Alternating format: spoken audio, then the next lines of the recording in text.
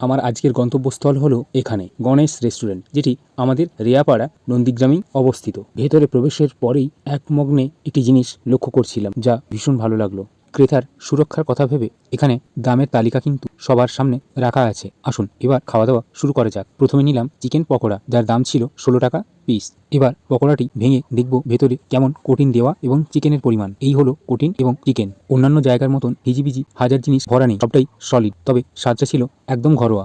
এই রেস্টুরেন্ট যদি আপনি আগে ভিজিট করে থাকেন তাহলে আপনার অভিজ্ঞতা কেমন তা জানাতে ভুলবেন না কিন্তু। এবার খানিকটা স্যালাড খাওয়া যাক। বলতে কোনো বাধা নেই, প্রথম পদেই কিন্তু মন ভরল। তাহলে এবার দ্বিতীয় পদটা কি সেটা খাওয়ার অভিজ্ঞতা নেওয়া যাক আর আপনাদের সবার সঙ্গে তুলে ধরা যাক। পরবর্তী পদ হলো এগ রোল। এটি আবার এমন একটি পদ যা কামড়ে কামড়ে স্বাদ উপভোগ করার প্রত্যাশা থাকে সবারই। পরবর্তী পদ এখনকার বাঙালিদের কাছে খুব জনপ্রিয় একটি পদ হলো চাউমিন। আর এবার এই পদেরই স্বাদ উপভোগ করার সময় এলো। এই ভিডিওতে একটি কথা বলতে চাই, অনেকেরই অনেক ফুড ব্লগারের সম্বন্ধে অনেক মন্তব্য থাকতেই পারে, তবে সবটা বিচার এবং প্রমাণ রেখে করা উচিত। সবাইকে দোষারোপ না করাই ভালো।